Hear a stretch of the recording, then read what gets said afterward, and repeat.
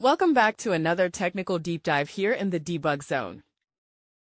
Today, we're tackling a big question and breaking it down with insights from other users. Hopefully, this clears up some misconceptions and helps you get the answer you need. So buckle up, stay a little curious, and let's jump right in.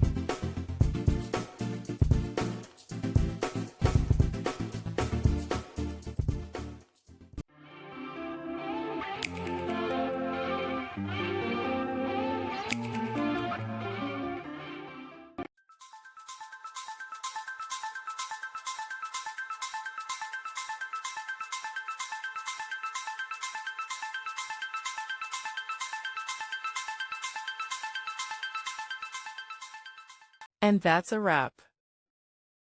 I hope you found the answer you were looking for. If you did, take a second to hit that subscribe button. It really helps out. And let me know in the comments which solution worked best for you. See you next time in the debug zone.